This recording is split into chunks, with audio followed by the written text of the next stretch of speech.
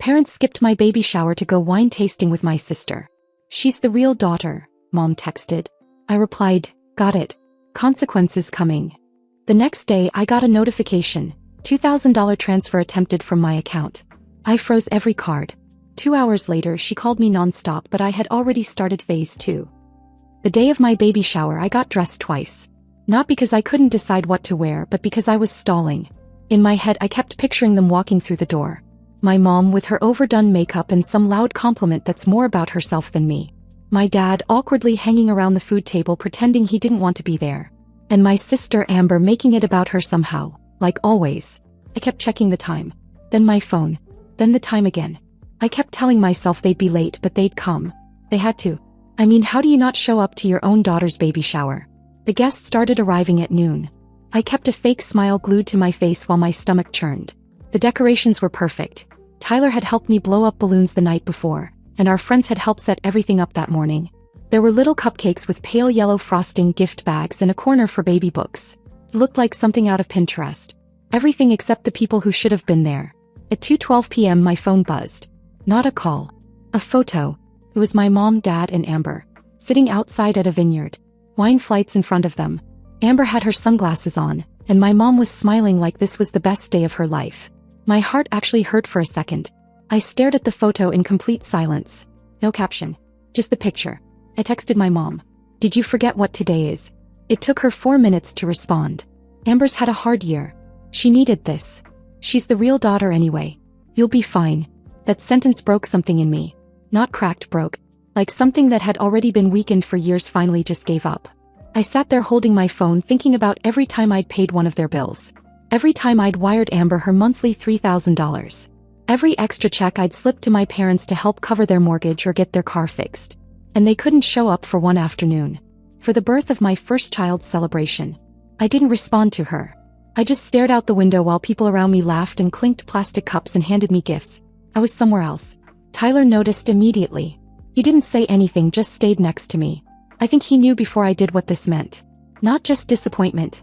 This was a turning point. Later that night we cleaned everything up. Tyler and I sat on the couch, the kind of silence that feels like a wall. He finally asked, what now? I said one thing.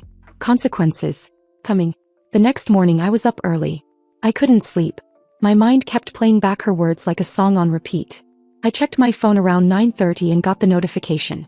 Attempted transfer. $2,000. From LES. Business checking to Amber R. I didn't move. I just stared at it, numb. I had never authorized a transfer like that. My account requires 2-factor approval. The only person who ever had access years ago was my mom. She helped me set up my QuickBooks when I was just starting. I never removed her access. I didn't think I had to. Apparently I was wrong. I spent the next hour freezing every account I had. Business, personal, everything. Changed all my passwords, added security alerts, flagged my business manager. Tyler was next to me the whole time, not asking questions, just watching my back while I did what I had to do. At 11:45 a.m. my mom called. Then again. Then Amber. Then Dad. Then Amber again. 8 missed calls in 1 hour. No voicemails. Just panic. But by then phase 2 was already in motion. And I wasn't going back. Not this time. I didn't answer the calls. Not my mom's, not Amber's, not even my dad's after he finally worked up the nerve. They all blew up my phone like it was some emergency, but I'd stopped giving them the satisfaction of hearing my voice. I wanted them to sit in that silence. That kind of silence hits different when you've always depended on someone to clean up your messes. The funny thing is, I didn't start with the big things. I started small. Quietly. The kind of changes you don't notice right away, but they sting when you do. First, I logged into the grocery delivery account I'd made for my parents years ago. It was under my name, tied to my business card. Cancelled. Then I turned off the $3,000 monthly transfer that had been hitting Amber's account on the 5th of every month like clockwork. Not because she earned it, she didn't. She just needed it, or at least said she did. She never worked. Always figuring things out. Always recovering from something. A breakup. A lease. A therapist who didn't get her. It never ended. I didn't delete the transfer. I paused it. I wanted her to feel it stop. Then came the shared Amazon Prime account.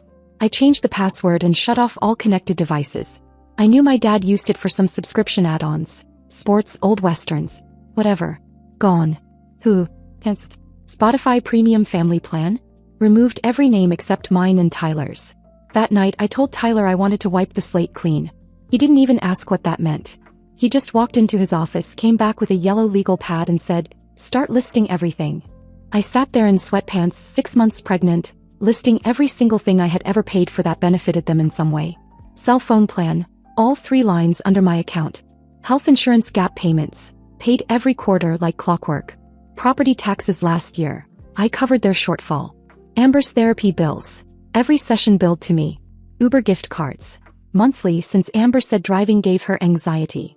Even the dog's vet bills. I'd paid those too. By midnight the list had 27 items.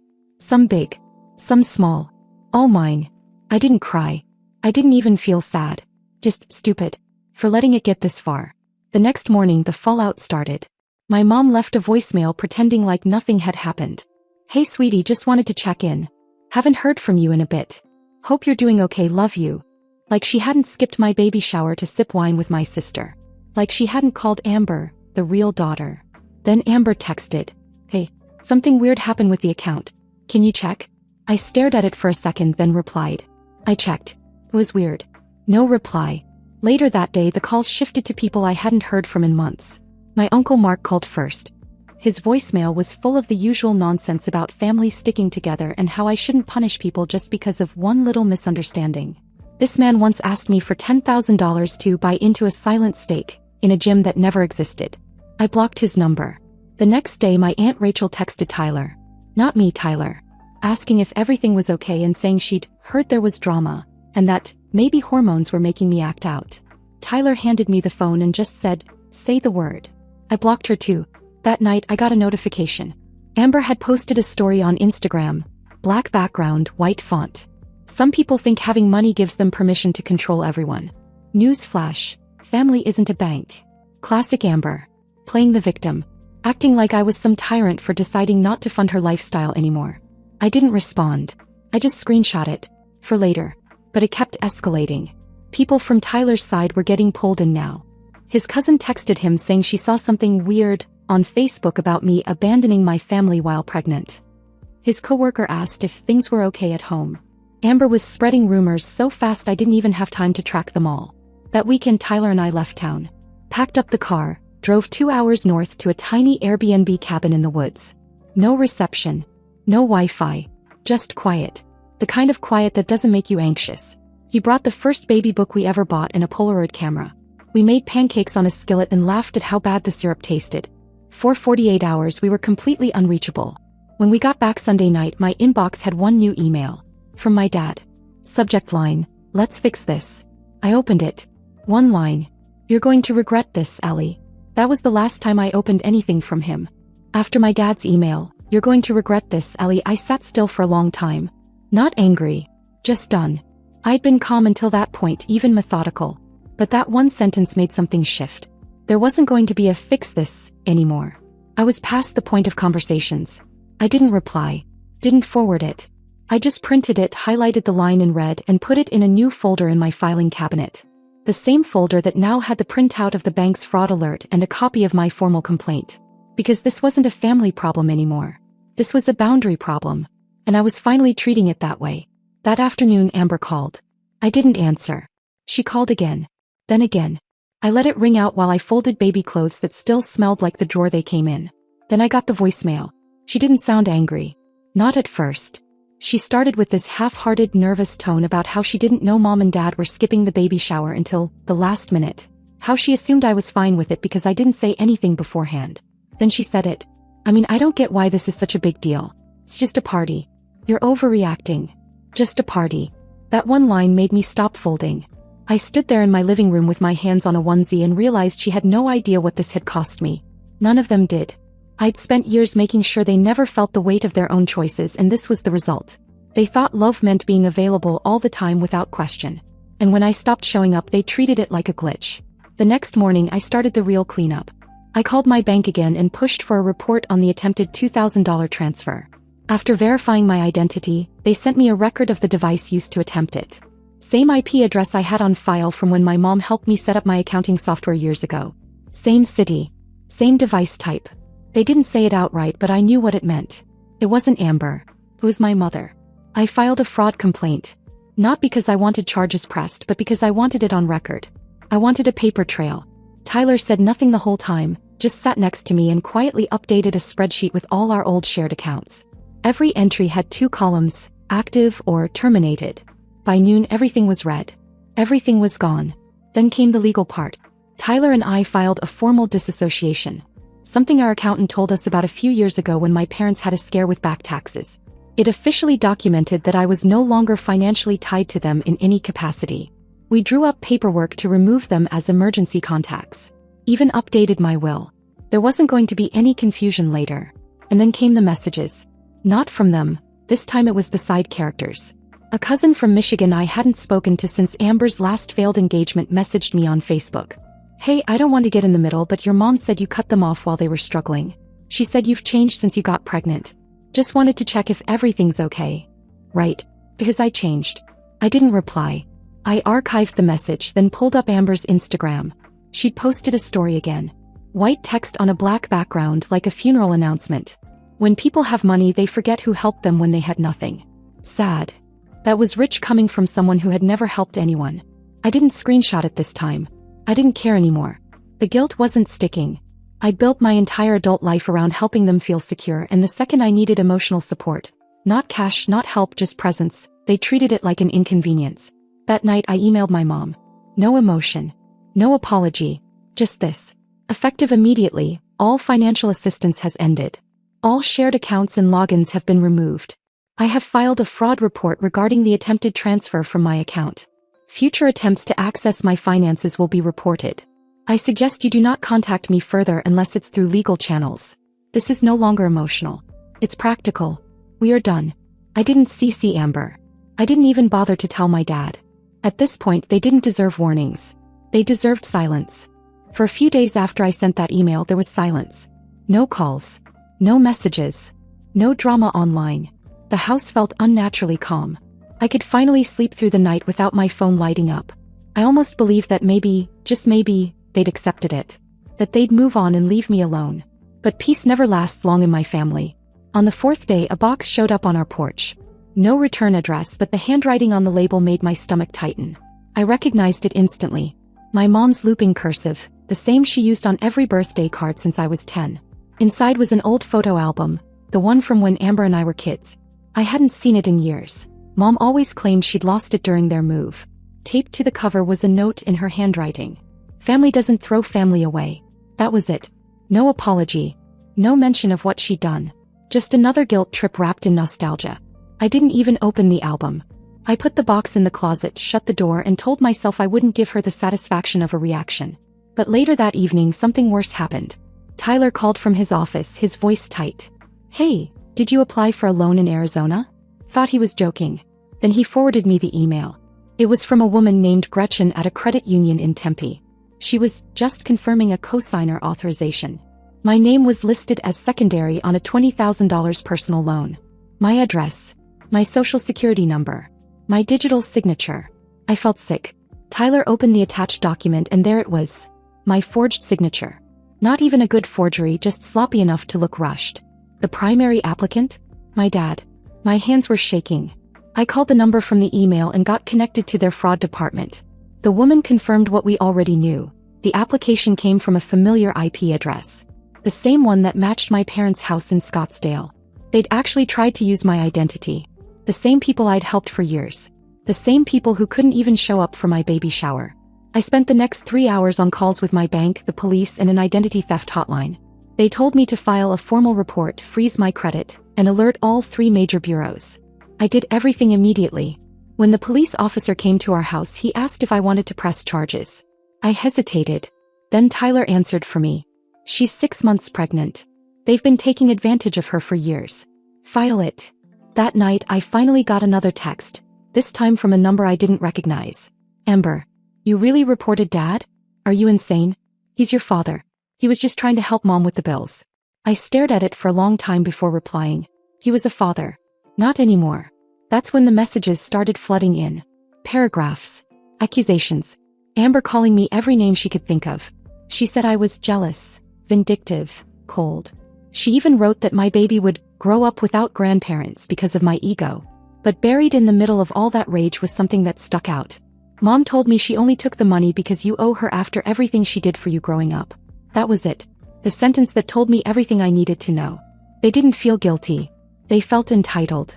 The next morning I got a message that changed everything. It was from my mom's cousin Jess. We hadn't spoken in years, but she started the message with, "Ellie, I think you should see this." Attached were screenshots, texts between my mom and another relative from a few months earlier. My mom had written, "If Ellie ever cuts Amber off, we'll just say she's having a pregnancy breakdown. Everyone will side with us. She's too emotional to fight it." There were more messages too. Ones where Amber bragged about how she could always get money out of me, because Ellie hates confrontation. I didn't even finish reading them. I just handed Tyler my phone and said, "I'm done talking." He nodded, took the phone and said quietly, "Then let me take over." And I let him. Because the next move wasn't mine anymore. Tyler doesn't raise his voice. He doesn't slam doors or send dramatic messages. That's not his way. When he says he's going to handle something, he handles it quietly, completely, and in a way that makes it impossible to undo. The day after I gave him my phone, he sat at his desk for hours. No music. No distractions. Just focused. I didn't ask what he was doing. I trusted him. But by that evening I started getting notifications. The first was from an email address I didn't recognize. My attorney. Tyler had contacted a family law firm we'd talked about months earlier when we were updating our wills. He had them draw up a cease and desist letter addressed to both of my parents and Amber. It was already sent out by certified mail. Attached was a formal declaration revoking all financial obligation and warning them that any future use of my identity would result in criminal charges. But that was just the start. While I slept, Tyler pulled my entire financial history from the last 5 years. He listed every payment I had made to my family. Every transfer to Amber. Every bill I'd covered for my parents. It added up to over $170,000. The next morning he filed it all under an official affidavit with our attorney and requested documentation to start a small claims process. We weren't going after the full amount. We knew we'd never see that money again. But it wasn't about the money anymore. It was about documenting every piece of it so they couldn't spin this into a sob story later. And then Tyler did something I never expected. He called my dad. He used my phone, which I hadn't even unlocked in days. And when my dad answered, Tyler didn't argue. He didn't yell. He just said, "We know what you did. The documents have been filed. You'll get the letters this week. If you try anything else, the next time you hear from us will be in court." Then he hung up. No emotion. Just facts. 3 hours later my mom called. I didn't pick up. She left a voicemail sobbing. The kind of dramatic crying that only ever showed up when she needed something. She said she didn't know what my dad had done. That she never wanted things to get this bad. That we're family, Ellie. She never once said she was sorry.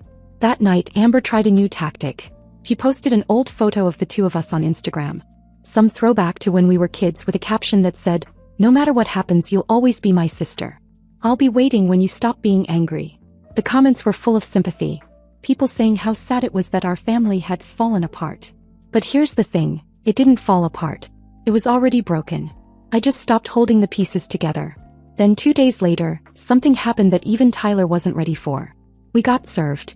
Amber had filed a civil complaint. She was suing me for emotional distress and wrongful withholding of financial support. She actually claimed I had promised her lifetime support as part of a verbal agreement. The entire thing was laughable, poorly written, not even submitted with a lawyer. But the fact that she did it at all, that she truly believed she was owed my money like it was salary, that's when I knew. There was no coming back from this. Even my grandmother called me after that. She hadn't taken sides until then. She asked if there was any way to smooth things over, even offered to come to the house and talk face to face. I told her the truth. I'm about to have a child. I'm done raising everyone else. She was quiet. And then she just said, "I hope they realize what they've lost." I don't think they ever will. Labor came early, 3 weeks ahead of schedule before I had time to fully process anything. I was slicing apples in the kitchen when I felt it. The kind of pain that didn't leave room for denial. Tyler was upstairs and came running the moment I called his name. 10 minutes later we were on the highway with the hospital bag in the backseat and a silence between us that wasn't fear, just focus. The hospital room was dimly lit and quiet. I remember hearing the beeping of machines and the soft shuffle of nurses' shoes on the tile. Tyler stood by me the entire time, speaking just enough, never hovering, never panicking. He didn't leave, not even once. Not when things got intense, not even when I cried out in frustration.